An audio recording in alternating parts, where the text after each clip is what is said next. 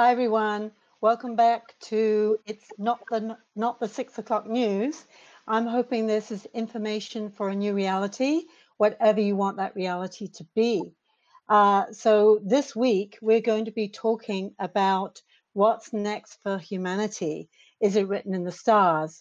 And I'm very excited to have an old friend of mine, actually, Michael O'Connor, who's a professional astrologer and life coach, and I'll be telling you more about him in a second.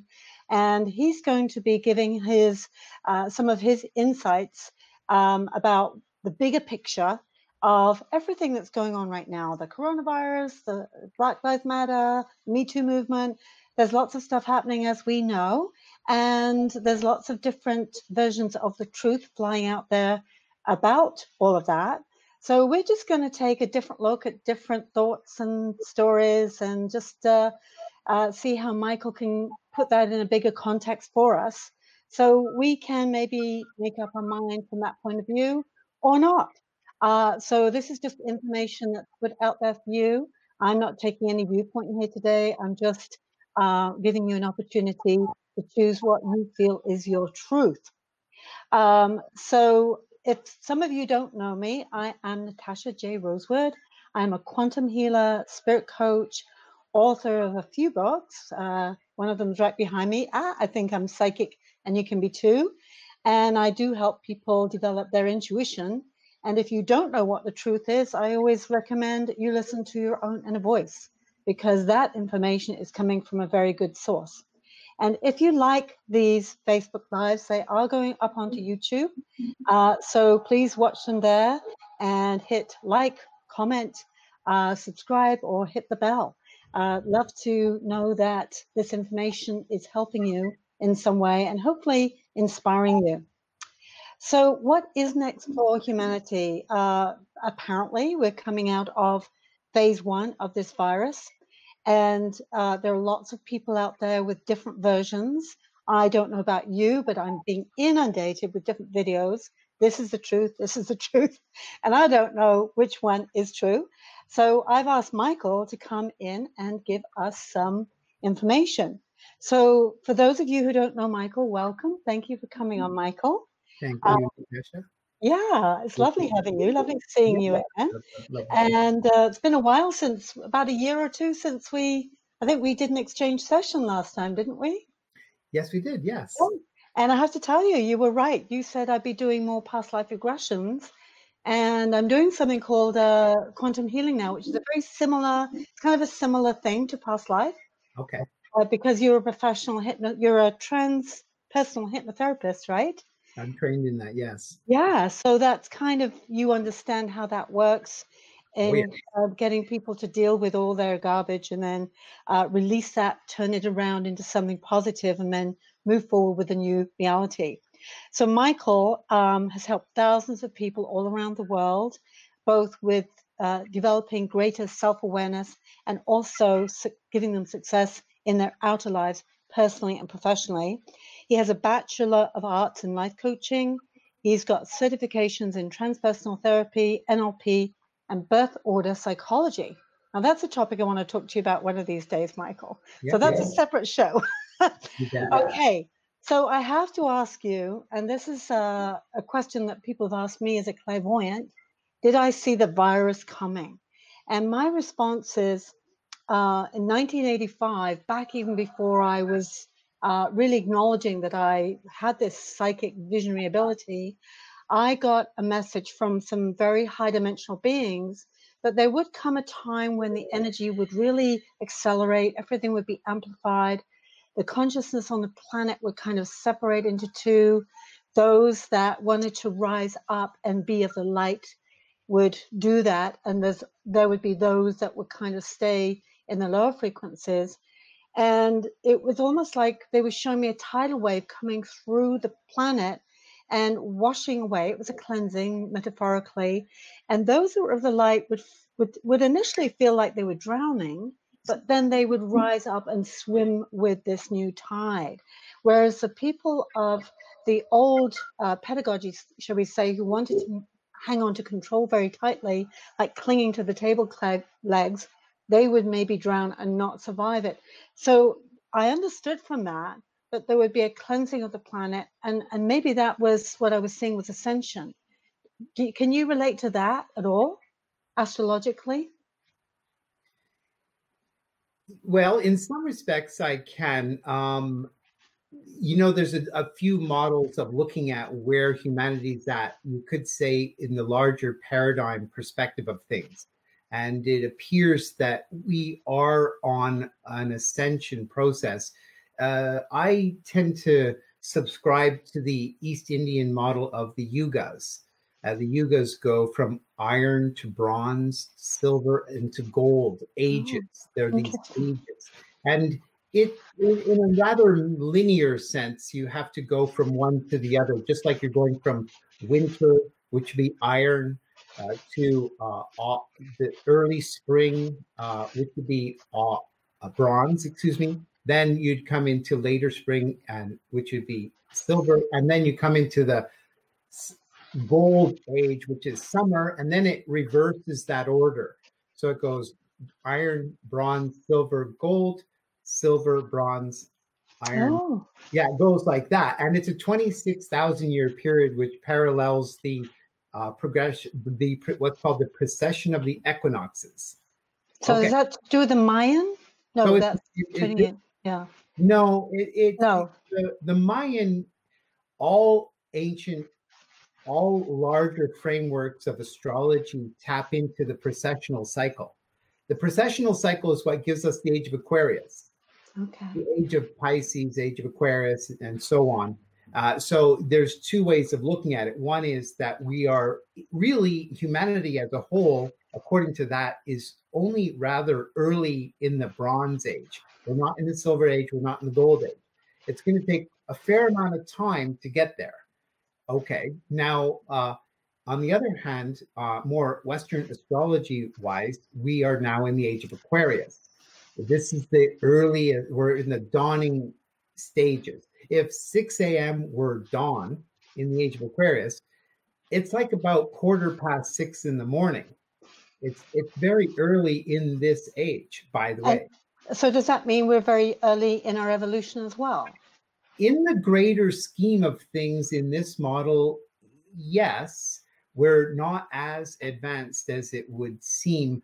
There's different models of evolution. People like there's a species evolution, like human beings, and the traditional mainstream model is that we're human beings are just 2,000 years old from Cro-Magnon. Yes. Anyway, there's other models that see it differently. They say, no. We've been on the planet for much longer than that, and there's been many ages already. Okay.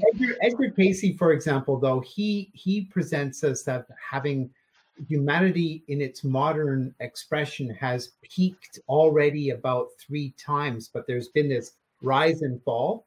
Oh, interesting. And the last one out of the 3 prior was the highest. So now we're collectively rising again. So there's a few ways of looking at it. So is this period of time then that we're in, are we kind of accelerating now, or are we just kind of steadily rising? Yeah, well, it's a bit of both. We're rising. There is an ascension. The model that I take in astrology is that life on the planet is a school, the school planet. It is not meant to become like heaven. No. While it would be, though, that we want to raise the vibration of consciousness through society, education, spirituality, and we can create a higher vibration planet. Yes. That's sort of always present as a possibility, Exactly. And so I can't say, because reality is not as hard as it seems, as the ancient mystics have said, and as quantum physics says. It's more fluid. The quantum perspective is that it's not as hard as we experience it to be. So the possibility thereby, as we are not just in creation, we're creation experiencing itself. It's a more So getting back to this period now, Yeah. Do you think we're making this, with COVID, whatever you believe about that, and all these movements happening? My perception of it, everything's being revealed to be healed. I'm hoping that's maybe being a Pollyanna there, but do you think this period of time is about or pre-ascension or ascension? And are we giving ourselves a harder time, like you just said, than we need to? Well, ascension isn't exactly entirely the word I myself would use. What I would say more basically is that humanity's entering, definitely, we're in a new age. We're in the age of Aquarius. We're in the early stages. The age of Aquarius itself, in a larger sense, is a new era. We Yes. live in it itself is a 2100-year period. Wow. Okay. Yeah. So you can't really think in decades, although when we look at the cycles of the planets, and especially what would be called conjunctions of planets, we can see whole chapters of evolutionary principles or themes at play. And there's definitely some occurring right now. So we're in the early stages of the age of Aquarius, which is it's an epochal period in an astrological perspective. Like, it's not a geological epoch, which could be, literally tens of thousands of years.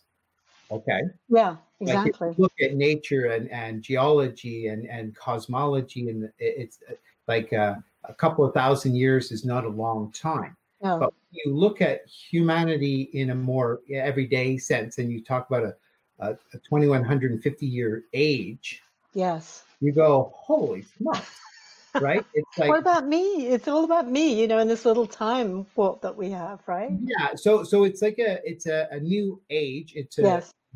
We could say epoch, era, age, right? Okay. The principle of the age in astrology Yeah. is just that. So we're in the age of Aquarius. It's 2150-year period, and this is the currently everything synchronistically. That's the key word, is Right. occurring as the revolution of evolution Okay. in that context. Like, I mean, human beings as a species is evolving. I'm not, you're right. Okay, we could say that, but more immediately, what we're referring to is the social, political, economic infrastructure. Yeah. So I'm going to ask you, how do you just see that? Not, I know you're coming from a viewpoint as an astrologer and you have all the background information. So what's your take on what's happening since February, March, just this year? How Okay. would you explain it to just somebody who's not into astrology? Hmm. Okay. First of all, okay, so we're in this age of Aquarius, and it just Yes. began, and we're relatively new into it. The internet itself, computer, the entire World Wide Web is very Aquarian, by the way. And I actually have a video on my YouTube channel, which is called Synchronicity. There's a couple of them, in fact, and it explains it quite well. Now, more immediately in astrology, we start to break things down somewhat scientifically, like through cycles. And there's a major cycle of Jupiter and Saturn that occurs that now, in the small sense, every 20 years, but they conjunct every 20 years in a certain element repeatedly, generally speaking, about 8, 9, 10 times in a row. So Jupiter and Saturn will be forming a conjunction this year on December 21st, no less, winter solstice, Okay. at 0 degrees Aquarius, and there will be 9 subsequent conjunctions in air signs every 20 years after that. So what's happening is, I called that on my YouTube channel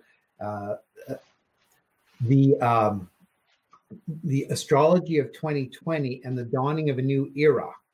Okay. So we can say that in the age of Aquarius, which is a 2150-year period, in the mini sense, we're entering a new era, which is a 200-year period, and it's all about air. It's emphasizing the air signs. We're exiting a 200-year era where the Saturn-Jupiter conjunction were all in Earth signs. Oh, Earth, okay. Earth signs are very scientific. So look at the past 200 years, look at the science, look at the global Earth signs are linked to economy, infrastructure, engineering, okay, all of those things, and look Okay. at how much the global economy, et cetera, has occurred. Now, the air signs are much more intellectually oriented, and it's all about principles, ethics. Okay. Like it's concerned with law, and it's concerned with more like truths, fairness, equality. Good. It's very social. So So that's the good news for the Earth, is it? it's very good, but this era does stand to be revolutionary in a manner. I'm not sure exactly the pace of that revolution. Mm-hmm.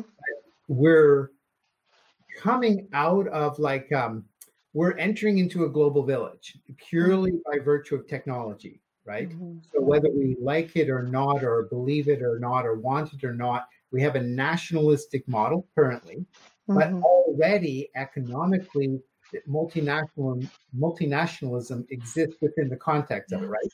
Yes. Okay, Interesting. so the air signs will very much refer to, if you think of it politically, it's very constitutional law. Like it's Okay. very concerned with the law and the words and how it's written and what it says. And so in the bigger sense, it's going to be the rise of people proclaiming the need for there to be laws. You see, right now there's laws, like we live under a constitution, and the United States has a constitution, other countries have a constitution, but not all countries have a constitution. Right. And some countries are run by communist regimes, and communist regimes are sort of dictatorships. So we live in a world that hasn't Yeah. reconciled that yet. So we're going to have more justice on the planet, I More hope. social debate, more social discussion, Good. more communication, more grappling, more engagement about what's, like whether, when you get to see constitutional law is what exactly is written.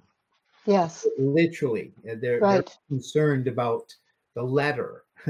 So, Yeah. in spirituality, a person can become guilty of becoming too focused on the letter of the law. Like Mm-hmm. that means very dogmatic, very fundamentalist. Like Mm-hmm. in the Bible it says, or in the Quran it says, or in any religious spiritual book it says, and they're literal, right? Okay, Right.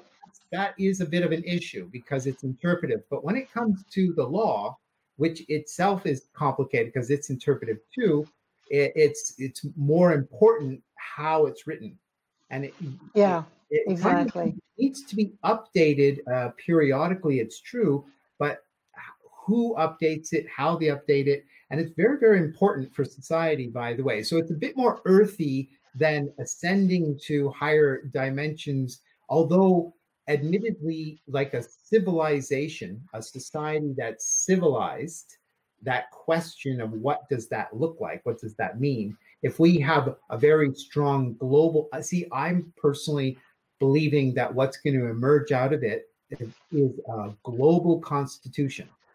Well, I like the sound of that, Michael, because as we know, all these current issues that are coming to the surface, which I think is great because they've been tucked away in the dark corners for a long time. So what you're saying makes absolute sense.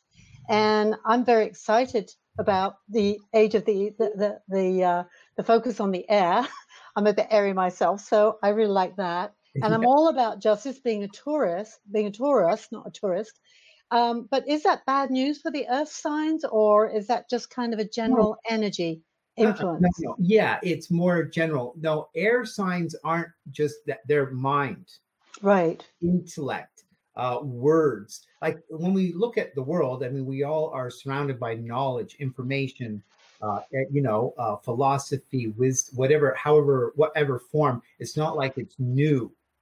But the air signs are very much into the social dynamic, the interaction between people, the equality principle. That's Wonderful. the Me, like you say, the Me Too movement is a very important revolution, which, by the way, I have a video, a couple of them on my YouTube channel, which is called the Uranus-Pluto conjunction and the gender revolution.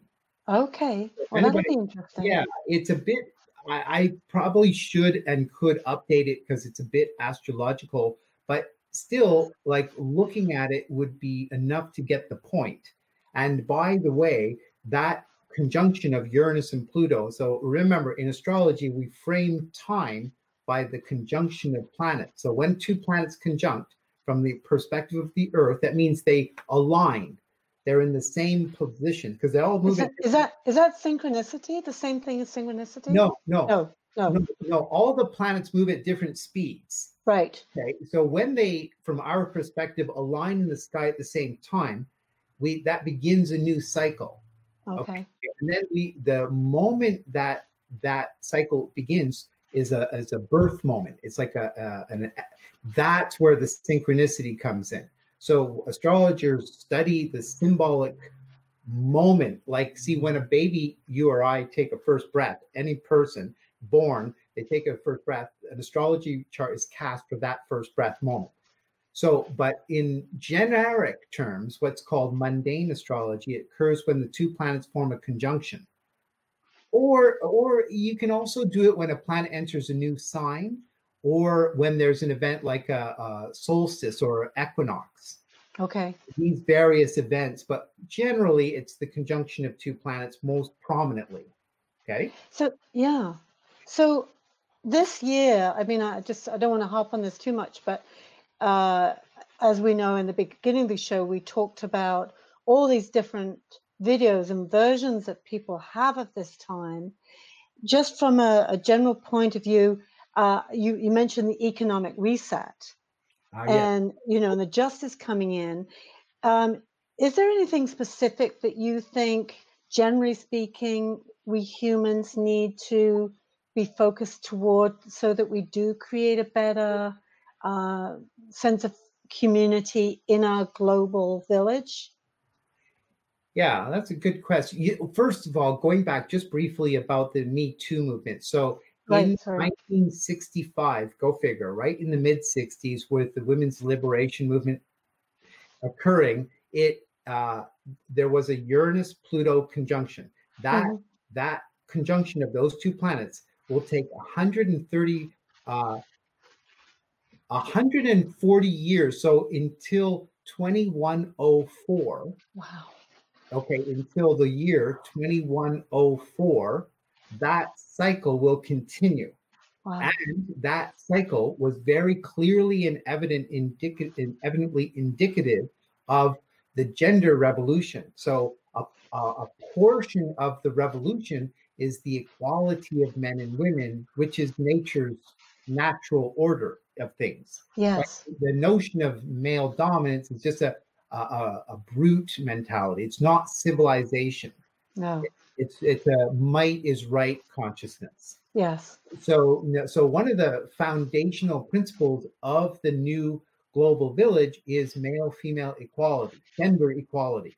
Wow. And the LGBTQ movement, by the way, that weaves in there is fair enough as well, on the basis of it itself is very indicative of this human rights thing. If some people interpret it and they use those kind of notions to get attention, which they will, people, they'll do anything for attention, to going to extremes and making and so on. It's not okay, but the very idea that sexually there are people who are lesbian, gay, bisexual, whatever, is it's an old reality. So, but there remains in the world cultures that reject that. Yes. Because that's called control. Yes. That's exactly the why the constitutional principle is important. And so so there's that background influence. Now, more recently this year, we're ending a 200-year period of Jupiter-Saturn conjunctions, which again, on literally, and when I say it, that the next conjunction of those two planets happens on winter solstice, and it just so happens to align with a solar eclipse, that's a very significant event. That it's massively important, and it's going to begin a whole new era of very Aquarian consciousness, which is humanistic at best. So you see, humanity, in terms of higher expressions of humanism, is still getting there. Like Yeah. when we talk about ascension or spirituality and all of that, it's all true. It's like a different language, but in society, you need a certain social, economic, political order to create all. Because if you don't have laws and if you don't have institutions that maintain those laws, like governing bodies, courts, police, right? Yes. You're in trouble. Right. Maybe perhaps in another dimension and a higher frequency. I'm not saying never would humanity ever get there, but we're not there yet. No, it's interesting because when I had this vision way back in 1985 from channeled from these beings, I don't know, they expressed how low we were on the totem pole in terms of the rest of the universe, as far as our civilization and our evolution. But the good news was they told me that because they were beings, what I felt of divine intelligence and joy, they were beautiful. If I just think about them, I kind of get tears. But they told me that we were evolving. That's where we were headed. So we were evolving towards joy. But it was going to take us a while. Well, yeah, it's hard to, like, in the astrology, the science side of astrology is, in a manner of speaking, a bit more linear and sober at some level. But astrology is based on metaphysics, which means we live in consciousness. We are multidimensional beings living in a multidimensional universe. And principles like holism and synchronicity are realities. And Yes. astrology measures archetypally that life is on purpose and we each have a destiny. So there's no notion of atheism. There's no notion of turning you into a number. So it's very, very spiritual. Okay, it's important to say that we are spirit. We're souls incarnate. The idea is that we reincarnate. We're in the as a soul. We're in the Earth school to learn how to be responsible co-creators. That's the whole idea. So the Earth school as a place where you learn through duality and interaction and conflict even. Yes, Absolutely. Must continue because you can't evolve without conflict.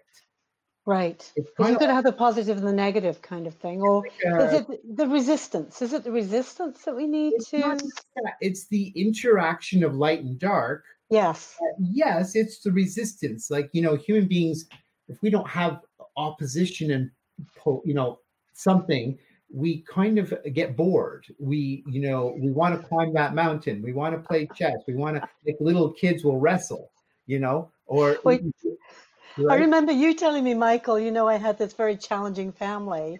And I always say if my mother hadn't been psycho, I wouldn't be psychic. And you said, well, Natasha, you needed to have that family because you needed that kind of thing to push up against, which I thought was very interesting. It's a type of rationale when you realize, the idea is that everything's on purpose. Now, we are co-creators. And so it goes with what you're suggesting, that we are, as co-creative beings, able to create a world which could be deemed definitely much higher vibration than it is currently. So there's a spiritual development process which is very valid. Like one could focus spiritually to raise their vibration, eat better, think better, right? It's going to raise their vibration. And also, in a more earthy sense, we need social, political, economic reality to create the framework for it, at least in the world as it appears. I mean, it's, I like to keep an open mind and remain open to possibilities. Right. Always, right? There's different versions of, let's say, the Age of Atlantis, Yes. The whole Atlantean notion. They had a different kind of order of things, Yes. etc. But and that's fine and that's good, and I don't doubt that. But as it is generally, looking at the world, we have a world full of many, many different nations, nationalities, ethnicities, and cultures, etc., and languages, and even currently economies Yes. and political systems. So what's happening in this Aquarium? Aquarius is the sign of revolution. It's a revolutionary impulse to bring about more of a humanity, global village. Beautiful. Right? Yeah. So it's very like that. So the planetary conjunctions create time frames. So the Uranus Pluto conjunction, which is a 140-year period, ending in 2104, Okay. makes you realize, wow. In other words, it started in 1965, and that seems like a long time ago, and it kind of is, but it's less than halfway there. Wow. Well, that in some ways, that as a woman, and I was around in 1965, and I keep thinking, yeah, we're still fighting for equal pay and this kind of thing, lots of things.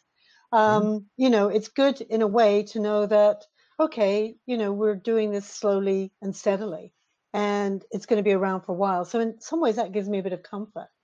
In a way, yeah, it's very process based. There's things are accelerated right now, and COVID-19, for example, is very much like a trigger event, a synchronicity event at best, which is provoking, throwing a wrench in the gears to the current order up to 2-3 months ago. Right? There's a certain and, we're looking at the world, whether we talk about global warming or overpopulation, we look at the world's issues. Yes. Pollution alone, environmentalism and depletion of resources, etc. So on a high note, it's the effects of it, the implications of it beyond the immediacy of inoculations and all of the debate about vaccines, etc., which is nobody's really against vaccines strictly, but they're a little cautious about who's implementing them and what their agenda might be, and do they have additional interests, like people are concerned about, a vaccine, fine, we recognize the efficacy of that, whether it's mumps and polio and measles and all the things that people get vaccines for, but it's become a bit excessive, and then there's, private interest industry has moved in, and that's where we got to get, wait a second, do they have another agenda? Because, governments are one thing, but then you have private companies and, right in front of us, right, interacting. And you're like, wait a second here. Yes. So do you see people, sorry, Michael, to interrupt, but do you see, this is what I've seen for a long time, maybe thanks to the internet, because we're much more informed now. We can go on Google and maybe find the truth or not, but we're much more informed. So do you see that the individuals are going to be more autonomous and empowered and saying no thanks to whatever's going on, whether they like it or they don't, whether it's good or it's bad? Is that kind of, should we say, in the stars for each individual? Yeah, it's a very good question. Like souls there's many different ways of looking at societies. Like, again, going back a bit, there's different types of societies. There's currently on the planet, there's communistic societies, there's socialistic societies, there's more capitalistic societies, right? There in the world of technology, the planet has become smaller, and then the exchange of goods, and especially through shipping and the transportation of goods, a major player on the game board of economies, and tariffs and who gets to trade where, and free trade principles you follow. So it's not a consensus by any means, right? And there's this ideology of, let's say, communism feels it's the dominant. Oh no, the socialists say no, we're the better one, or the capitalists say no, we want a free market. So like, So it's not a new thing, and hit the fascism, totalitarianism. There's even monarchy that wants to rise again. Oh, Monarchy. Well, interesting. in the background, the idea is, see, monarchy is closer to communism than it seems. It's by the way. No comment. I'm a royalist, so. You got to be careful, because the whole idea of what's going on in the world, when you say everything's being brought to the surface, among other things, is what is called constitutional law. Constitutional law, and where constitutional law is more spiritual than monarchies or communism. Why? Because Yeah. communism is atheism. Secondly, but monarchy is pyramid. Like the monarch is Right. closer to God than everybody else. Yes. And then all of the lords are closer, and then the kings. And that was what occurred that was what the reality of the feudal system. In those systems, the monarchs and the lords are above the law. Mm-hmm. This is very dangerous. Mm-hmm. This is very, very dangerous. And so constitutional law stems back to the age of Pisces, admittedly, like the 13th century, about 1220 or something, when the Magna Carta was written, which established the beginning of democracies, which established the beginning of law. It established the beginning. It even in early stages gave rise to Protestantism, which was the revolution against the Pope being closer to God than everybody else, and then the cardinals. And the reason, in partially, is because they're human beings, and they themselves are very, very subject to corruption. Right. Like, it'd be nice to think that the higher church officials were pure. But they were engaged in politics, economics, war. Exactly. Right? Yeah. And you have to understand that monarchy is very empire. Yes. So it's very complicated. I'm not saying what I think will, in the strictest sense, occur, but with the Saturn-Jupiter conjunction in air signs, it'll be very much about a democratic economic system, which probably will be a socialist. Okay, so but more fair and more just, which I think socialist is, Canada is a more socialist country than others in the sense, and Quebec is the more socialist province in Canada. But socialism says there'll be a Medicare, there'll be even in higher socialistic arenas, there's free education. Yeah. There's no such thing as, Canada has Medicare and has other, welfare, and has old age pensions and this and that, but it's still, kids right now, youth, have to get in massive debt to go to school, so that's a corruption. Well, I want to get to address that, because I don't know if I've mentioned to you, but I'm planning to do a program with youth, and like you say, it'll be through technology, probably online.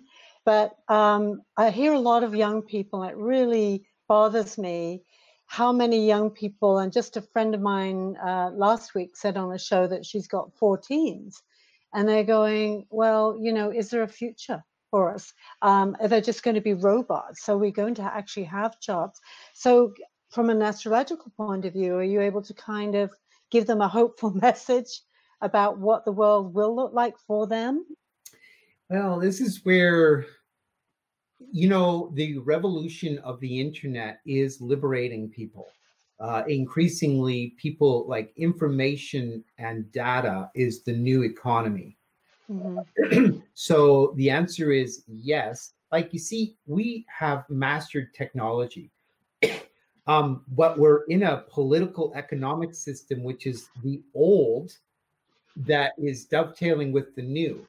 The old is more control based, more, in countries are ridiculously in debt to banks who didn't ever make any money. It's like, well, how did that happen? How did banks aren't industries? They're not.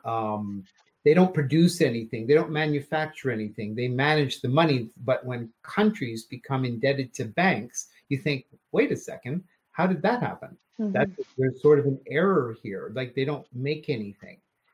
Gold can't be eaten. Silver can't be. Okay, sure. These currencies, whether it's currency is if everybody said peanuts was the currency, well, peanuts would become valuable. But we could use anything. But currently, it's electronic information, like money. Really, the flow of goods and services is the economy. That is the economy. The currency is not the economy. No. Right. So will it be good for future generations? I mean, should they be learning what they're learning right now, or should they all be technology based? No, not necessarily technology per se. Like you see, the current institutional, like university model, et cetera, has validity. But when you have access to knowledge so freely, it becomes rather redundant quickly. So there may be standards of, well, you need certain licensing to be a doctor, say. Right. And I'm not saying that's not true. But you see, the whole idea of get information or knowledge or skills so you can go out and work for the established wealth is being revolutionized through the internet. On the high side is there. So, there's now cryptocurrencies. So in other words, they can just quickly come up with a new currency and another currency. And these currencies look at the existing currency and says, I don't need you. Okay, so that revolution right there is very significant because it doesn't matter what currency you use as long as you can use it. Yes. You understand? So I'm not an economist. I don't want to get over my head here. But I do want to clarify one little thing, though, here. I've been talking about, the Uranus-Pluto conjunction, gender revolution, the Me Too movement is wrapped up in that. It's got a slated, scheduled, already stamped time frame. That's really important to understand because that means that we're not moving to the future just purely willy-nilly. No. The astrology is framing these themes, the background themes. So there's a lot of planets and any two of them create a new cycle. So astrology is the study of overlapping cycles. Now, just PS, the planets aren't causing what we're seeing. Right. No, the planets are revealing in code what we're seeing. That's really important to understand. Like people sort of think that the cosmos is emanating beams at us. Right. Oh, the planetary beam or the moonlight beam. Being zapped. No. It's not like that. It's like, no. Consciousness is oneness. There is no need for beams of cosmic sorts to be emanating. It's not like a laser. Like Uranus isn't sending a laser beam at us, or Pluto or the moon. The sun, admittedly, is a radiation field. The entire solar system this is rather interesting, but for those who want to understand astrology just a little bit better, get this. The entire solar system is 99.9% the sun. Like the sun in the solar system is 99.9% or something like that. You could say 99% of the mass of the entire solar system. Wow, I didn't know that. When you really understand that statement, you think, okay, there's all these planets and moons, etc., in the solar system. Yes. The whole solar system's a whole unit. The sun is 99% of the entire theme. Now, the sun spiritually is not just an energy ball. The sun is a cosmic being. It's a conscious. It's like a point of consciousness. This is a level of metaphysics that is very ancient, by the way. All like ancient Hindu philosophy and all the ancient mystery school traditions, philosophies, every one of them fully acknowledged that the sun wasn't just a thing. Like it's not like you see in our mind, we go, oh, there's the sun, right? But the reality is we live in the sun because the sun has a nucleus, but has an energy field that Wow. extends for one light day outside of its, for the speed of light for one day, the sun emanates its energy field, okay? Mm-hmm. Pluto is 8 hours of, okay, Pluto, it's a very far planet, right? Right. Is 8 hours of the speed of light. The Wow. sun's energy field is 1 year. Amazing. Okay, so that's when suddenly now you're like 1 light year of time is the sun's energy field, and it's 99%. So we live in this solar reality. I love But the sun. oh, and it's known in the deeper spiritual understanding as a cosmic conscious being, because everything in its reality, the planets and the moons and so on, are a part of its consciousness. Yes. It's not a linear push-pull emanation of planets. No. So the way astrology works is really special. What's a little tricky, I'll say one last thing. I know it's a bit complicated for people, but I'll just say quickly, is that it is true, though, that the moon, the sun, and the earth do exert energy fields. Okay, like the sun-moon-earth relationship is very energetic, Mm-hmm. very physics. Like, the moon is linked to the tides, and the earth-sun relationships creates the seasons, right? Right. So we have a waxing and waning moon, we have tides, we have nature's unfoldment, we have seasons. That's astrology. It's all of that reality. But Okay. then when you start dealing with the other planets, Mercury, Venus, Mars, Uranus, Jupiter, etc., Yeah. they're a part of the cosmic mechanism of, Mm-hmm. of consciousness. So see, physics talks about pushing and pulling. Mm-hmm. Consciousness says, no. It's just a whole consciousness that there, and there's a plan. There's a when you think consciousness, you think everything's on purpose. But currently, by the way, the scientific model is trying to tell us that it's a kind of a random thing. Like, oh, Well, you know what, Michael? I'm sorry.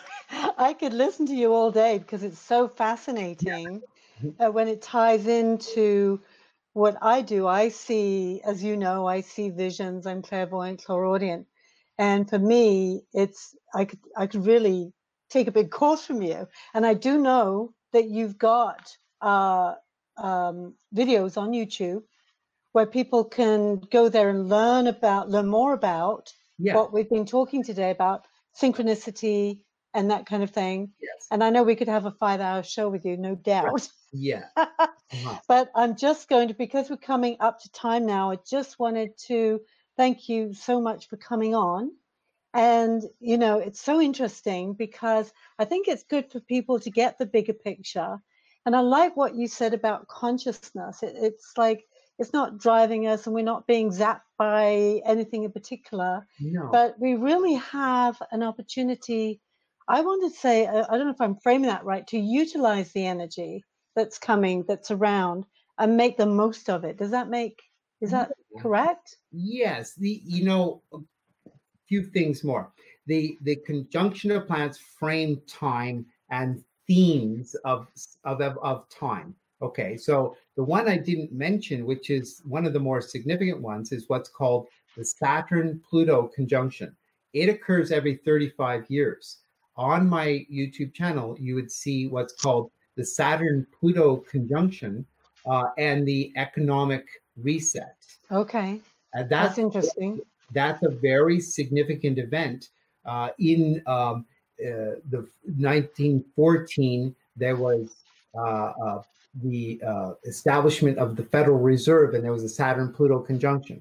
Then in 1955, there was another key event. And it goes like that. In the video, it shows that very clearly when those events occur. So we just had the most recent Saturn-Pluto conjunction in January of 2020. And it has a 35-year cycle. It does suggest a fair amount of government control. Okay. By the way, that's a rather important thing to understand for everybody. So while there's that conjunction with a fairly significant amount of government control, which isn't necessarily a bad thing, as long Right. as the government isn't operating in a manner where they're autocratic, like they're not despotic. So the Jupiter Saturn conjunction in air signs is going to be the voice of the principle of debate and discussion and people talking and us collectively deciding about what's true, what's important, what's just, what's fair. The Right. Uranus Pluto conjunction is indicating things like the gender revolution, and Right. out of the within the context of those, there are things like race equality, right? So there's gender Right. equality, race equality, and so on and so forth. So all of which is really to say the astrology of 2020 is very indicative of what's going on. Okay. What we're seeing and experiencing is very synchronistic. The astrologers for years have been saying 2020 would be the turning point. So the Okay. key thing you want to understand about that is that the synchronicity of events like COVID-19 is, we use the word synchronicity because we recognize, therefore, that it did not emerge merely as an arbitrary event. Now, some might say that certain people created that, Mm-hmm. one theory, but the other is simply basically that it is here and it Right. is synchronistically disrupting the flow of the world. Right. And it's not a regional social thing. It's the Global. biggest event in human history in Yeah. terms of all the nations of the world, right? Yes. So the astrology is showing by its patterning, yes, indeed, this is all a synchronicity. It's meant to occur. It's linked to global village, which is a social, economic, political reality. Good. Wonderful. As it establishes itself through a process of humanity interacting through the exchange of information, knowledge, wisdom, truth. Yeah. And that's a relative thing because we differ on what they agree. But as long as there's an opportunity for discussion, Mm-hmm. freedom of speech, the internet, It's all good. then we will have a greater opportunity to create it. Great. Yeah. Great. On that note, I'm just going to say thank you so much. You're welcome. Thank you. And yeah, that's given me really a much bigger context of what's going on. And it's very balanced, isn't it? It just keeps it balanced. So people can get a hold of you. I know you've got a lot going on, Michael. You're like me. Yeah. So you've got your YouTube videos where people can find out more about astrology and what's going on right now. Yeah. You offer private sessions internationally. Yes. I know you're very good at that. You're doing a new Facebook meditation group. Oh, yes. Yeah. Exactly on the principle of what you mentioned earlier is that it can get very political, controversial, and very aggressive out there with what's true and who's doing what and conspiracy theories and just fear and whatever you want to call it. So Right. it occurred to me that the most important thing, and very much in alignment with consciousness raising principles, Right. was rather than to engage too heavily in those debates, is to provide a platform for people to, feel like there's a place where it's not a denominational thing. So it's called Global Meditation and Prayer. Lovely. Yeah, and Lovely. it's based on 12 noon on Sundays. Okay. And I said it'll just be 12 noon wherever you are, and I'm going to add that in soon, not this weekend, but the weekend coming on summer solstice, by the way. Lovely. That the new moon of summer solstice, I'm going to have both, that people can both do 12 noon Eastern time, because it's the most central time for everybody to meet. Yes. Also 12 noon wherever you are, because we do have just shy of 900 people in 2 months, which is wow. That's awesome. It's pretty good, yeah. And it's just that it's a complicated thing when summer on the other side of the planet and it's 3 a.m. when it's 12 noon here. So we did this thing. So it's kind of great. particle Good, and wave to have both. So yes, good, yeah, good. Well, thank you for all that work that you do. I've been watching your horoscopes for years now yeah. as well. And I just want to salute you for um, giving us such a kind of a balanced version and talking about consciousness and how we have a choice about, I feel, how we manage this Oh, yeah. energy, right? Yes, we're Yeah, we are co-creative beings. It's a part of who we are and why we are to use our free will. And that's why astrology is very probability based, by the way. But right. it's not nothing really in the future is absolutely there, but it's probably there. So That's when what I, we engage as each and every one of us matter and yes. count, and the more we recognize that, that's why the spiritual perspective that I've created to combine with the astrological, because people approach astrology and don't quite know, it's too much for them to appreciate quickly, right? It seems It's a big overwhelming. topic. They It's a get big topic. they Yeah. they get meditation and prayer, and I weave it in. I also have a newsletter people can sign up for and get the horoscope every week for free sent to them in their email. So they just have to go to my website, Right. sunstarrastrology.com. Sunstarastrology.com. Yeah, Okay, lovely. So what I do at the end of each show, Michael, is I just like to give a shout out to all the people, all the heroes out there. I want to say, all the yeah, people that are doing good stuff, all the healers, frontline workers, all the people who are doing good out on the planet, and they know who they are.